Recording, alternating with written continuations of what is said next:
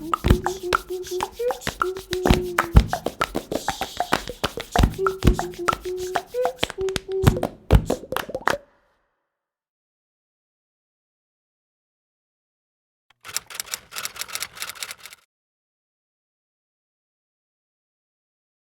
acabei de ler no fim de semana passado o livro novo do Mário Vargas Llosa, que chama-se Tempos Ásperos, tá?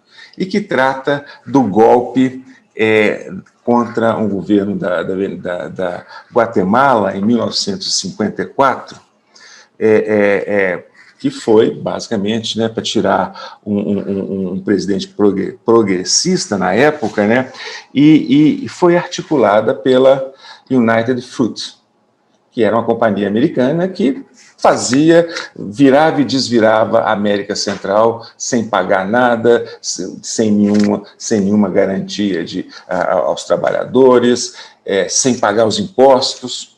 E aí eu queria citar, bem, e a United Fruit, inclusive nesse romance, que é um romance, mas ele mistura a realidade com romance. O livro é de 1928. Ele dizia o seguinte: a manipulação consciente e inteligente dos hábitos e opiniões organizadas das massas é um elemento importante na sociedade democrática. Aqueles que manipulam esse mecanismo invisível da sociedade constituem um governo invisível, que é o verdadeiro poder dominante de qualquer país.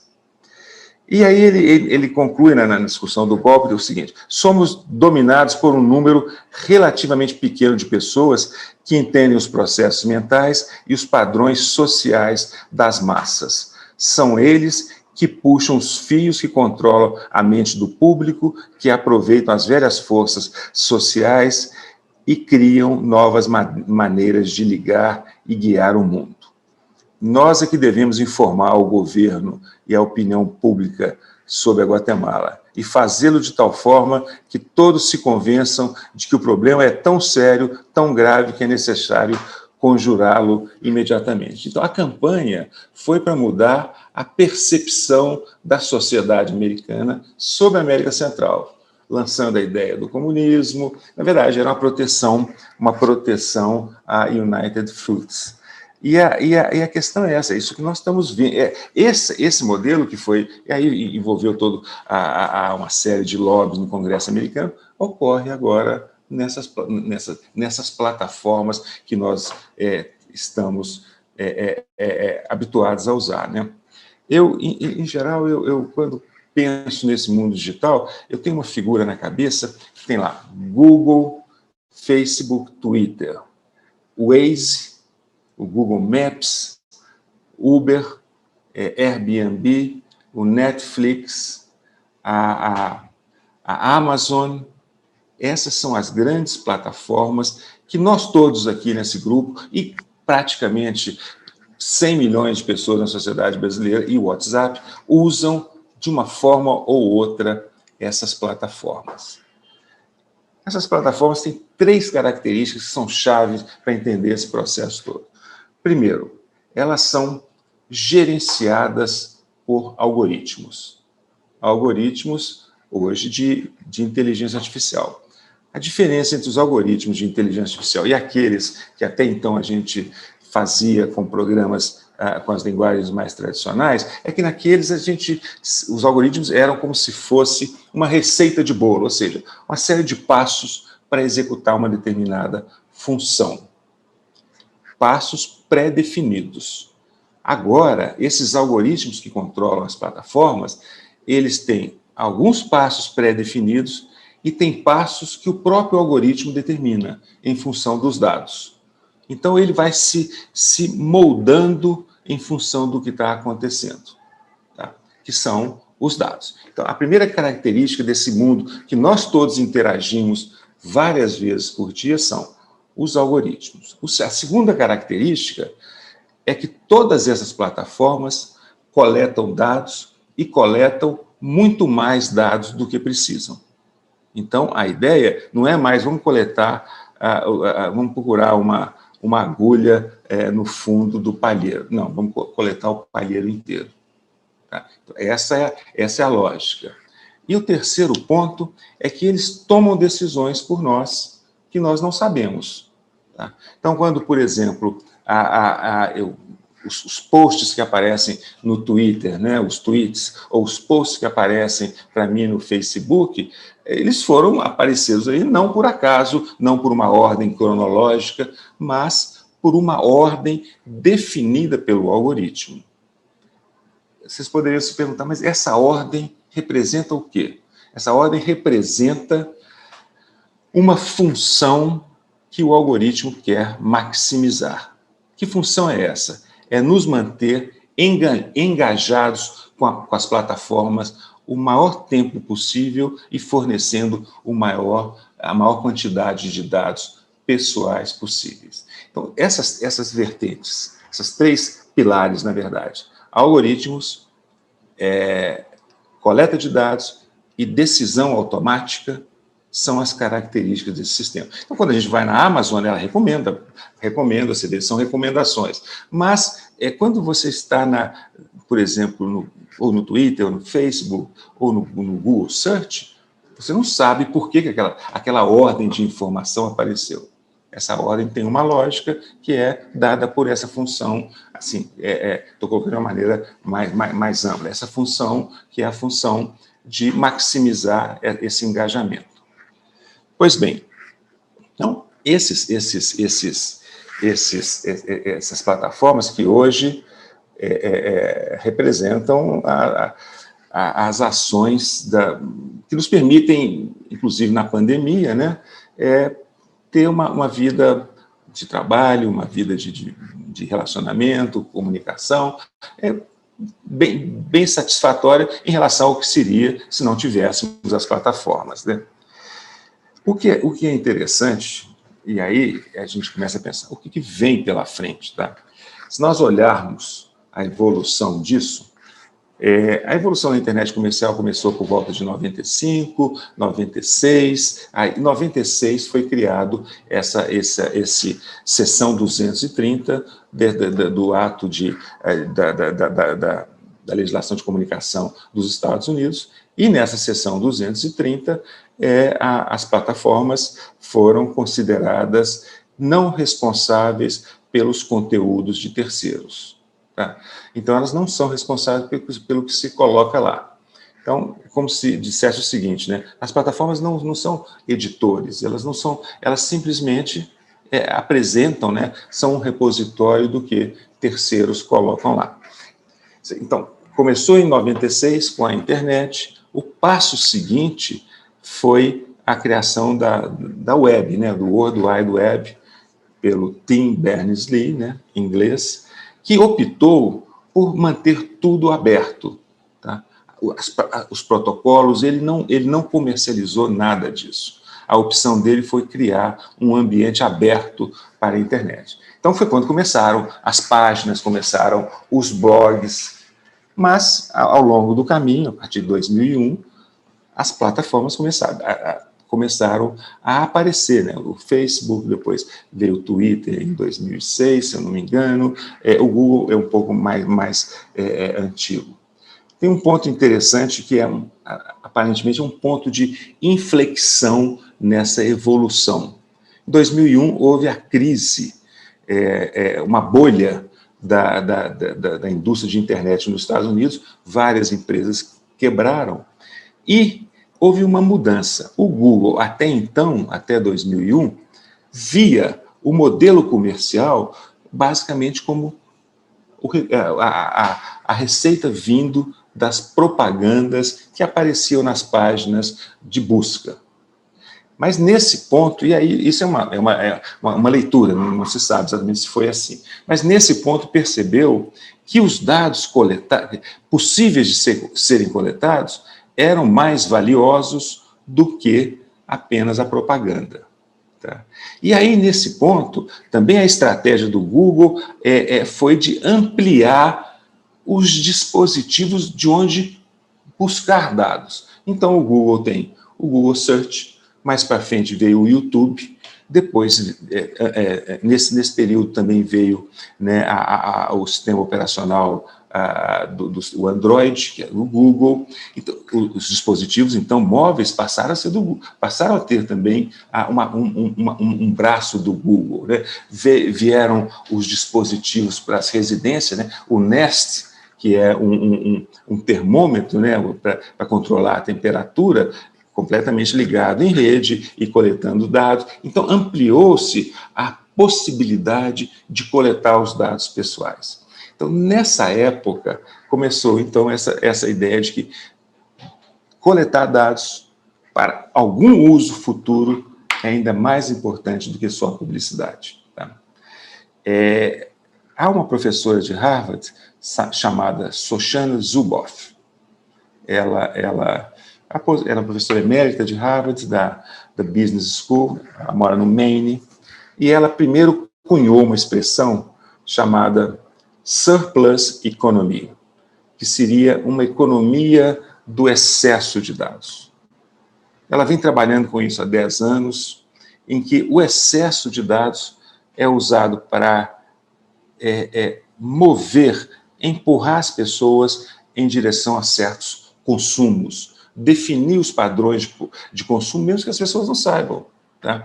Então, por exemplo, por que um carro tem tanta eletrônica e tantos sensores e tantos... Por quê? Porque não só para controlar o próprio carro, mas também para coletar dados. E esses dados são valiosos. Por exemplo, eles podem ser vendidos para a companhia de seguro, que a partir daí tem o perfil de cada motorista e, consequentemente, vai estabelecer uma política de preço em relação a esses perfis. Tá? Ela, um pouco mais para frente, há 3 anos atrás, publicou um livro que é hoje, talvez, o livro mais importante para entender esse mundo, que chama-se The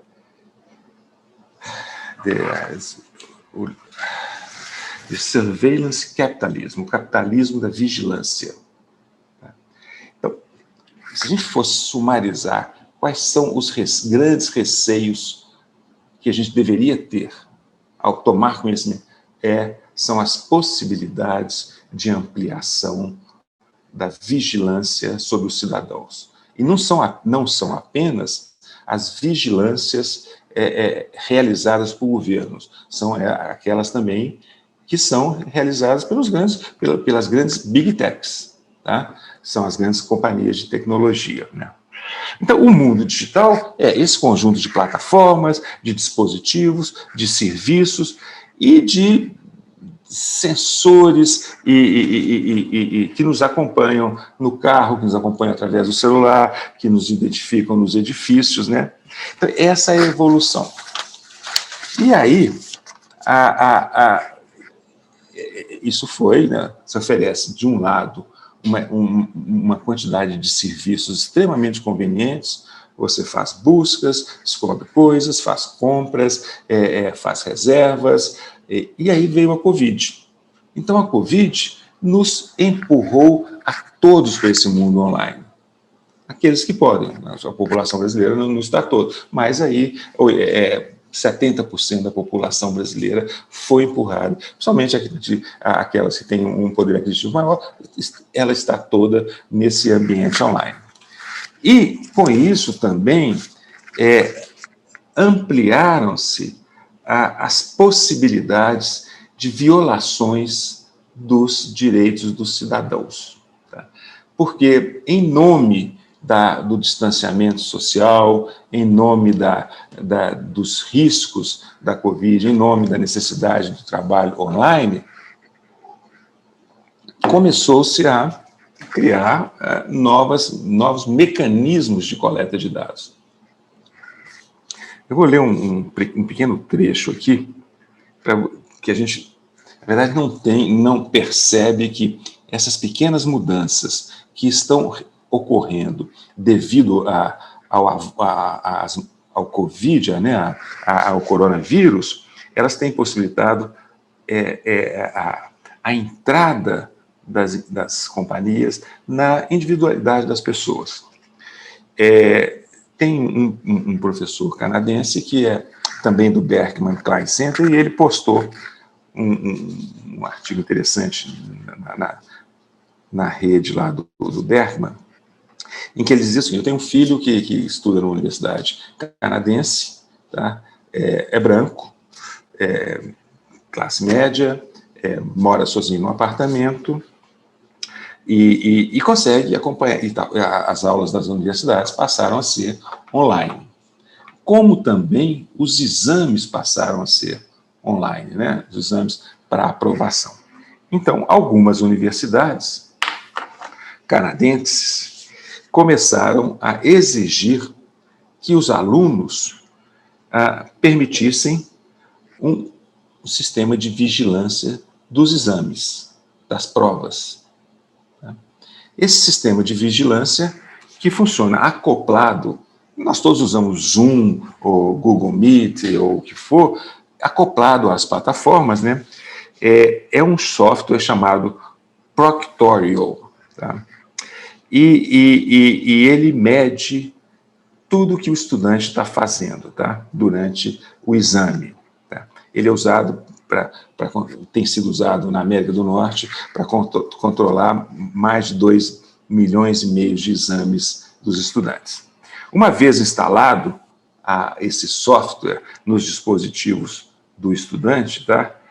Ele monitora o que o estudante tecla, ele captura tudo que aparece nas telas, ele controla as movimentações do estudante entre janelas do browser, ele pode ligar, desligar a câmera e o microfone, sem avisar o estudante, ele monitora o ambiente em torno do estudante, tá?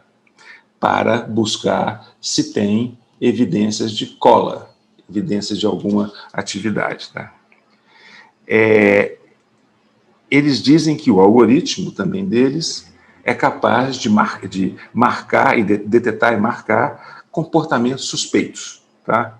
Para que os professores e os monitores sigam isso.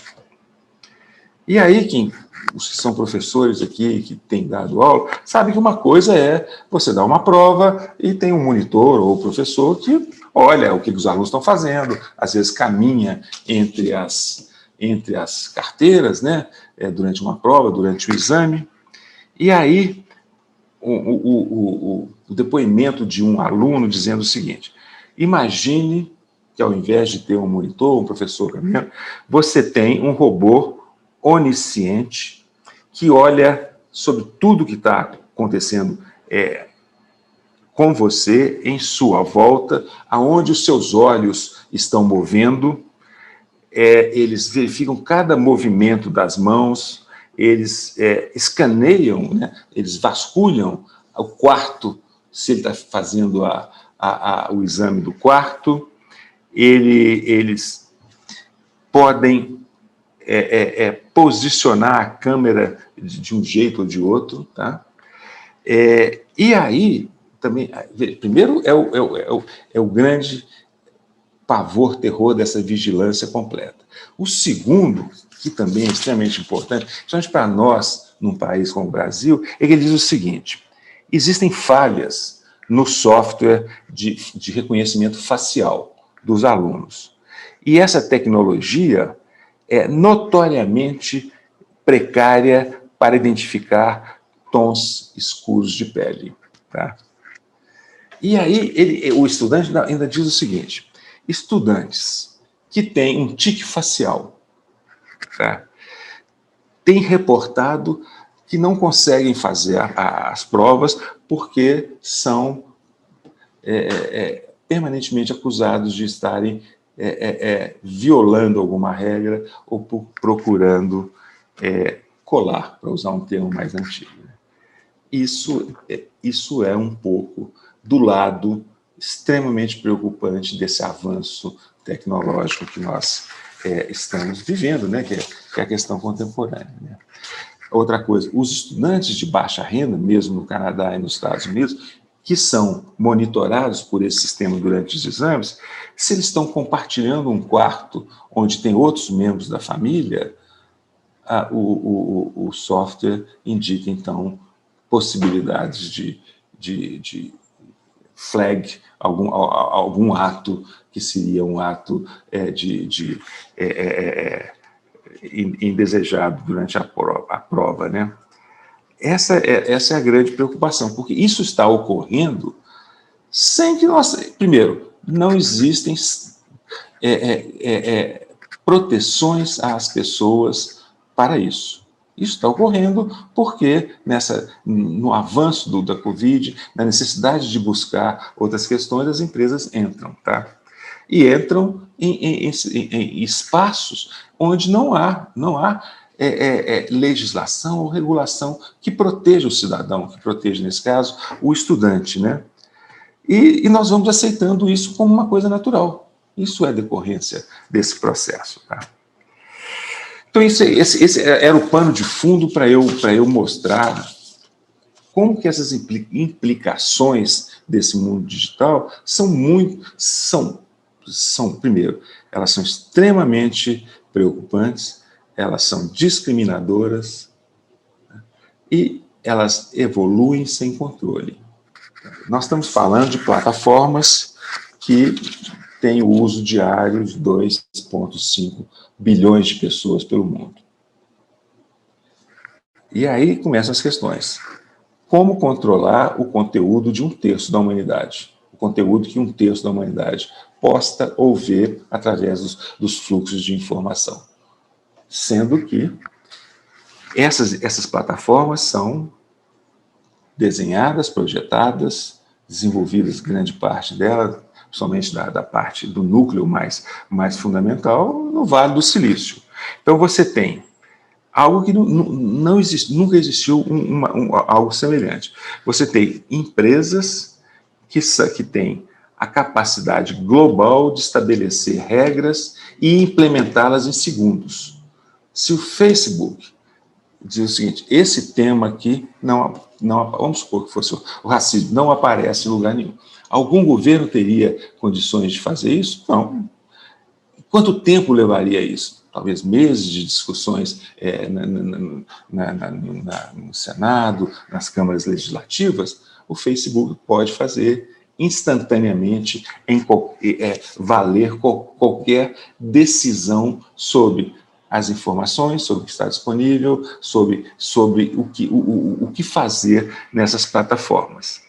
Então, esse ponto também é fundamental. Ele é global, instantâneo, mas ele tem um aspecto local, que provavelmente muitas dessas plataformas não conhecem. Um bom exemplo é o caso do Mianmar, que teve uma série de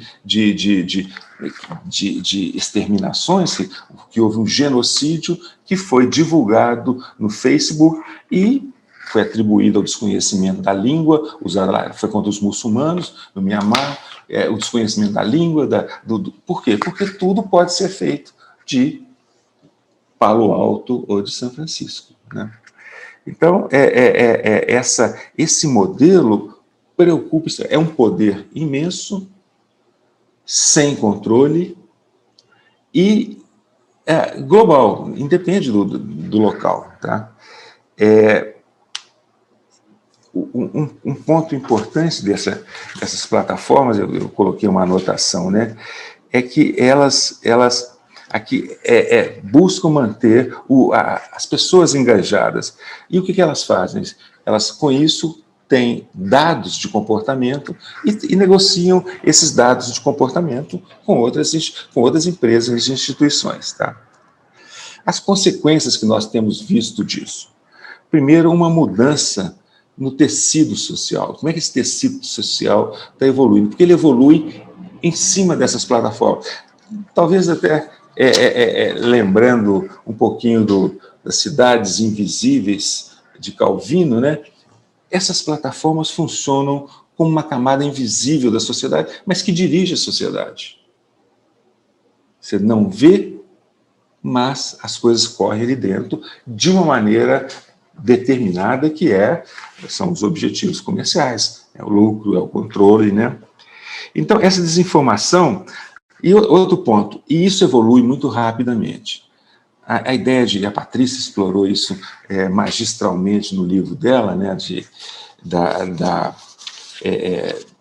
sobre a campanha aqui no Brasil de 2018, né, o que houve agora na campanha de 2020 mudou a forma. Tá? Ao invés das fake news aconteceu em 2016 nos Estados Unidos, agora você tinha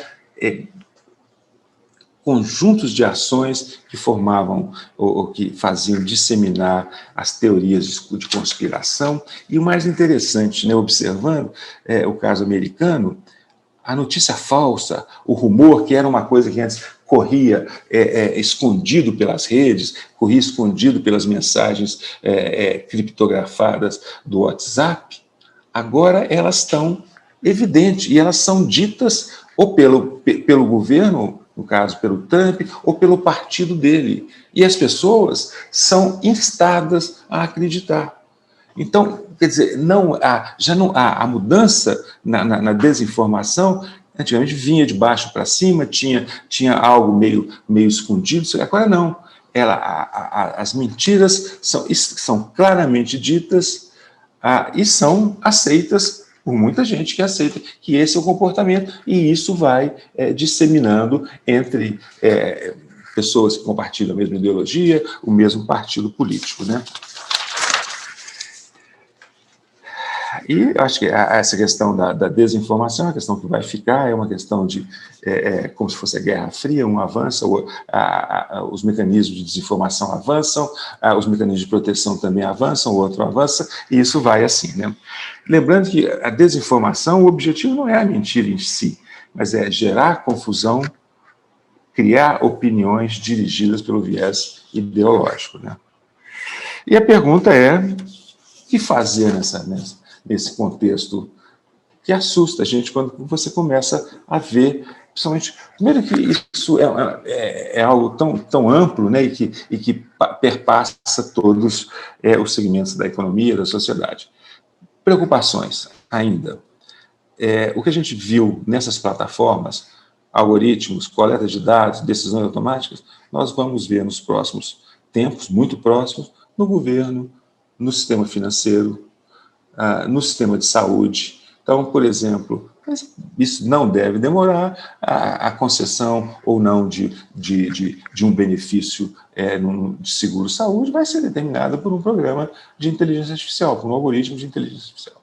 Então, isso nós vamos ver. Por quê? Porque a crise econômica também está indicando uma necessidade de maior eficiência. E essa eficiência, ao custo de todos esses problemas que eu mencionei, vai no uso desses processos automáticos, né? E muitas vezes autônomos, né? Não são só automáticos. Eu acho que tem que manter essas duas características. Ele ocorre por si e ele tem uma autonomia de decisão. Tá? Então, por exemplo, quando se passa hoje pela fronteira de algum país na Europa, né, o sistema que permite que você, mesmo que você tenha visto, entre ou não, é naquela hora algo que levou em consideração tudo o que aconteceu nos dias anteriores também, e nos dados que passaram por aquela porta de entrada do país. Tá? Então, as perguntas, né? O que fazer? No caso da seção de 230 americana, que aqui feito o Eugênio bem colocou, né? Ela tem aqui uma contraparte no Marco Civil da Internet, que é o artigo 19, e que as plataformas não são responsáveis até o momento em que elas não retiram um conteúdo determinado pela justiça. A partir daí elas são responsáveis, né? Essa seção 230 do Código de Comunicação dos Estados Unidos, ela foi proposta em 96, quando não se existiam essas plataformas com esse poder. Então, hoje em dia, a questão é o que fazer. A gente já percebe que as plataformas já estão tomando a dianteira em algumas iniciativas que passam a mostrar que elas não são simplesmente um repositório onde as pessoas compartilham conteúdo, informação, né? Então, por exemplo, quando agora, na eleição de 2020, elas começaram a rotular certos tweets, ou rotular certos posts, ou colocar um rótulo no YouTube, nos vídeos, elas passaram a fazer uma função, aí nesse caso de censura, ou uma função editorial. Quando elas retiram um conteúdo, aí ainda fica mais claro. Mas antes disso, elas já tinham uma função editorial que não estava simplesmente aparente. O algoritmo ranqueia, coloca a ordem que as coisas aparecem. Isso é claramente o que um jornal faz ao colocar as manchetes, o que os editores fazem. Então, os algoritmos já faziam, enterra uma notícia que você não vai ver porque você verifica só a primeira e a segunda página de resultados do Google, por exemplo, tá? Então, já tinha essas funções e elas estão sabendo que alguma modificação vai ocorrer. Tá? Não se sabe qual. No Brasil, provavelmente, essa discussão vai chegar. Tá? Alguns pontos importantes para o futuro, né? E aí eu já vou chegando próximo do final, né? Primeiro, o mais importante é ter, né, uma proteção, e nós já tivemos um início disso, uma proteção dos dados pessoais e da comercialização desses dados pessoais. Mas nós já temos a implantação da Lei Geral de Proteção de Dados Pessoais. O Brasil fez mais esse movimento excepcional, né, de ter essa lei, mas falta regulamentar a autoridade, implantar a Autoridade Nacional de Proteção de Dados, mas ela é chave para isso. Tá? Então, os americanos não têm isso ainda. Isso vai dar uma certa garantia e as plataformas vão ter que se ajustar à LGPD. Né? Segundo o que a gente percebe e vê também, né, em São Paulo, deve ser muito mais intenso que em Belo Horizonte, mas andando pelas ruas a gente só vê motos e veículos dos serviços da chamada da gig economy, que são o Rappi, o iFood, o Uber. Esses trabalhadores não têm nenhum direito. Essa discussão tinha que ser feita de uma maneira mais consciente, porque eles não têm nenhum direito e são profissões de extremo risco e que as pessoas circulam pela cidade. Então, essa seria... E as plataformas estão ligadas a isso. Tá? O Uber, quando vende qualquer serviço, tá? O Uber também é dirigido por algoritmos, né? Não sei se vocês sabem, mas o Uber, quando despede, quando demite um motorista, ele simplesmente manda uma mensagem, o algoritmo manda uma mensagem assim: seu aplicativo foi desativado. Isso é o processo de demissão. Tá? E, em geral, todo o processo ocorre sem a interação humana. Principalmente nos Estados Unidos, aqui parece no Brasil, tem uma certa etapa. Então, essa questão da expansão dos trabalhadores dessa economia compartilhada tem que ser revista no país, né? E terceiro é a preocupação também, o Eugênio colocou isso, não só com as plataformas das empresas, mas também com o que vai vir com as plataformas do governo, dos serviços públicos, a preocupação com a transparência dos algoritmos, que não é uma coisa simples de resolver, não se tem ainda algo definido nessa questão, com os dados utilizados.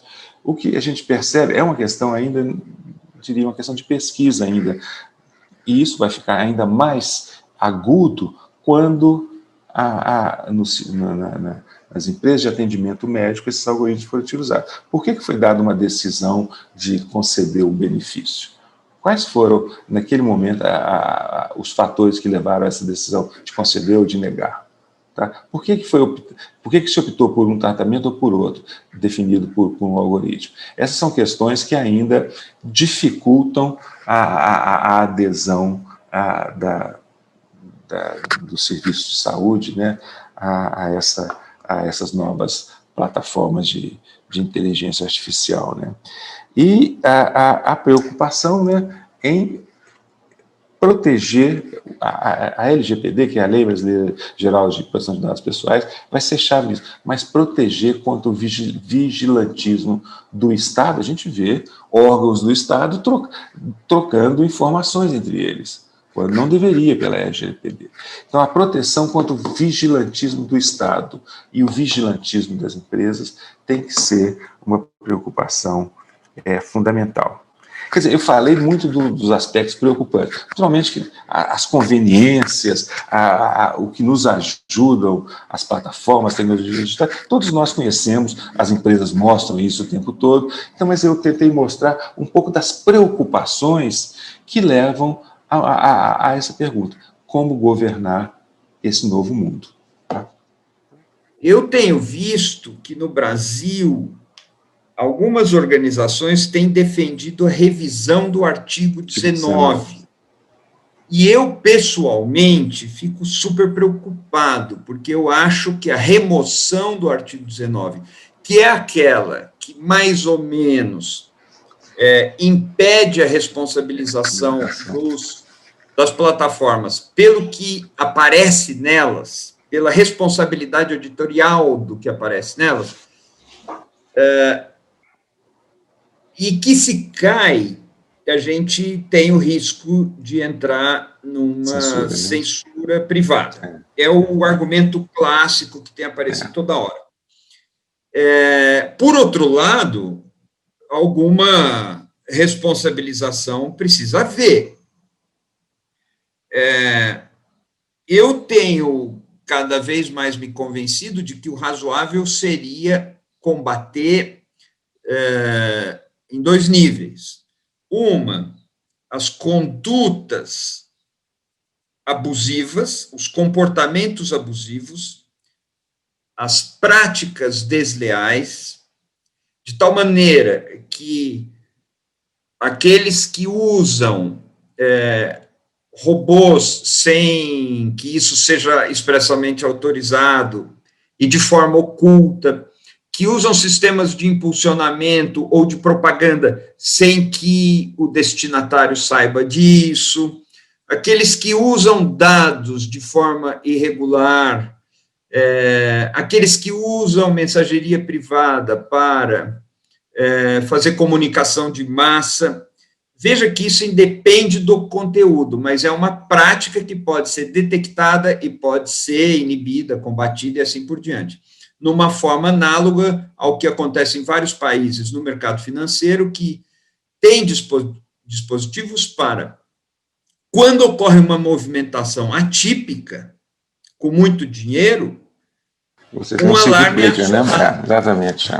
Um alarme é acionado e o cara vai atrás. O outro nível, do qual eu também estou cada vez mais convencido, é quebrar o monopólio. Isso só pode ser feito nos Estados Unidos, isso pode ser feito, talvez, com reforço na Europa, mas isso teria que ter um amparo de algum nível de entendimento multilateral ou de uma colaboração internacional. A vigilância que está acontecendo lembra muito, muito, muito o panóptico do Jeremy Bentham e depois, principalmente, o panóptico do Foucault, que é o modelo pelo qual um único vigia todos, sem que todos consigam saber se estão sendo vigiados naquele exato momento, mas sabem que estão sendo vigiados. Num caso como na China, onde não existe a tensão entre mercado e burocracia, não são dois subsistemas independentes, mas um só, a possibilidade de que o controle organizado pela tecnologia de empresas privadas esteja a serviço do Estado e o Estado se valendo de empresas teoricamente privadas para fazer isso é muito maior. O grau de opressão é muito pior. E o uso de dados é uma coisa descomunal. A única dúvida é mesmo a responsabilização editorial. E é nesse sentido que eu faço a pergunta para você. Como garantir uma responsabilização editorial para um monopólio que vai ficar com o algoritmo indevassável, vai ficar com o controle do fluxo da informação, vai continuar sendo monopólio, como ele não vai transformar isso de responsabilizá-lo num aumento do seu poder de capital sobre o fluxo das informações? Me parece, às vezes, que o impedimento dessa responsabilização é mais uma garantia para quem tem interesse em se informar, em se expressar, do que uma garantia para esses conglomerados. Isso pode se voltar contra a gente. A minha preocupação seria essa, né? Mudar essa lei da responsabilização do conteúdo é muito perigosa porque pode levar claramente a uma censura. Imagina o caso das Filipinas atualmente. O que tem de oposição é justamente o que se consegue colocar nas plataformas, o resto não tem, porque é um governo que controla os meios de comunicação, as TVs. Então, é fundamental que se tenha eu acho que se mantenha essa possibilidade das plataformas não serem responsabilizadas diretamente pelo conteúdo, a não ser nesses casos especiais, que são conteúdos gerados ou por robôs que podem ser identificados, ou por impulsionamento. Nós estamos falando, por exemplo, do YouTube. Ele tem, em média, são uploaded, né, subidos, 300 horas de vídeo a cada minuto.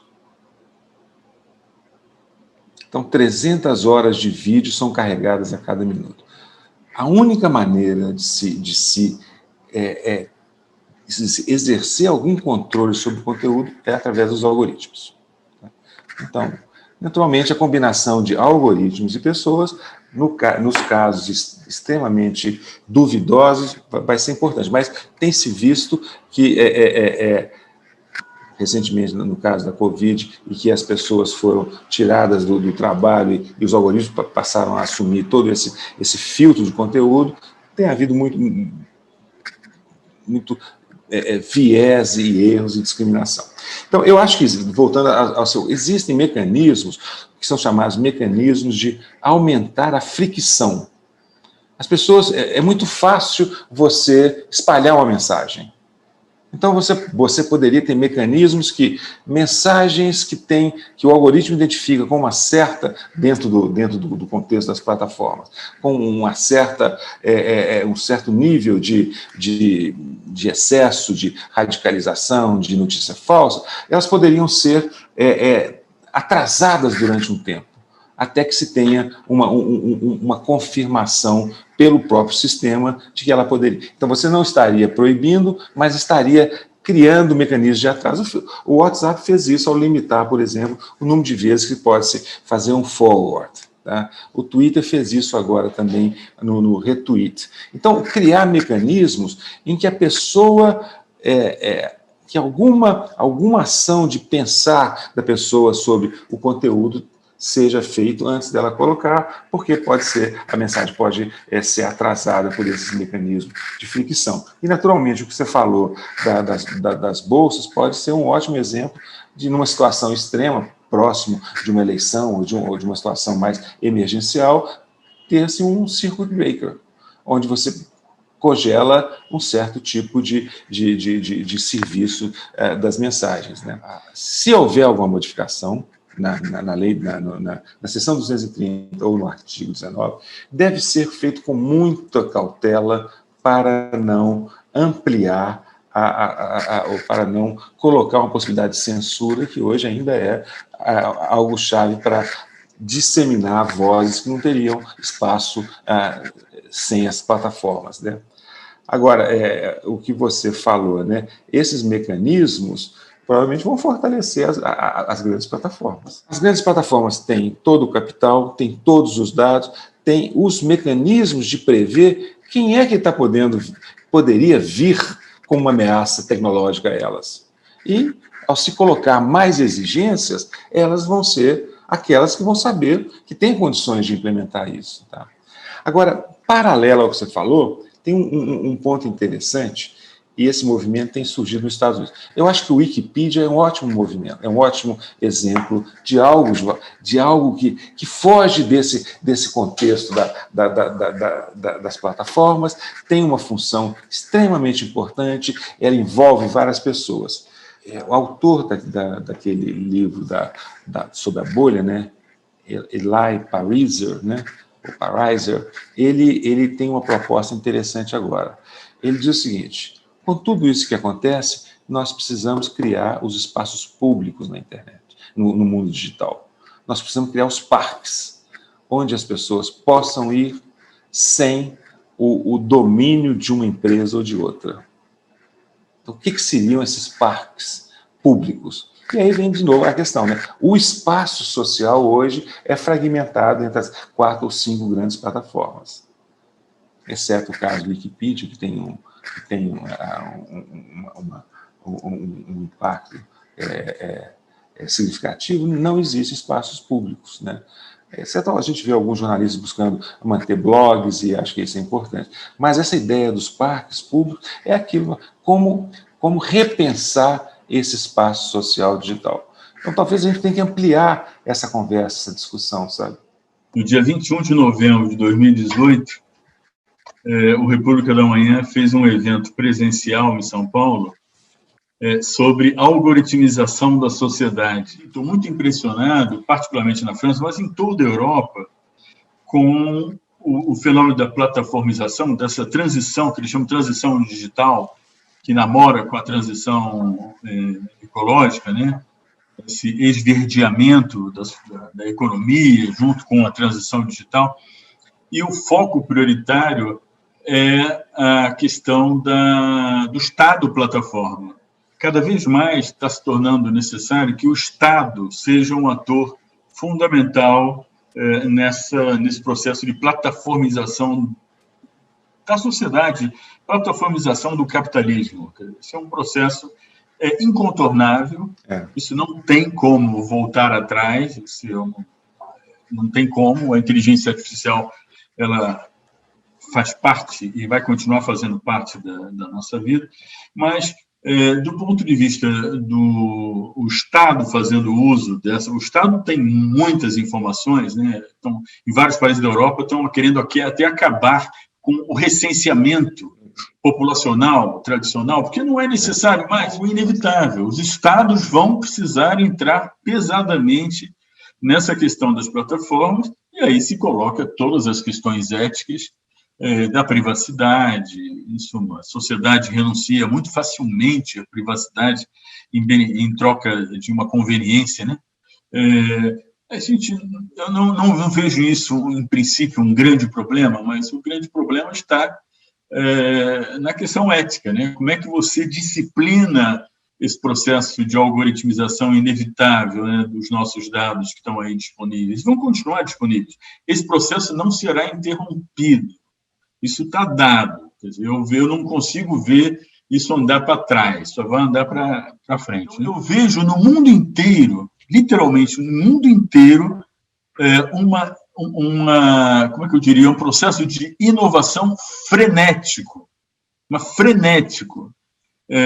que tem um lado muito bom, um país como o Brasil tão atrasado tecnologicamente, para aumentar a eficiência, a produtividade, mas, ao mesmo tempo, esse frenesi inovador, ele não permite que a sociedade tenha tempo hábil para refletir sobre os impactos societais, de uma forma geral, dessas transformações todas. Então, eu queria que você falasse um pouco dessa disciplina, talvez necessária a esse frenesi inovador, e, ao mesmo tempo, qual o futuro do Estado plataforma.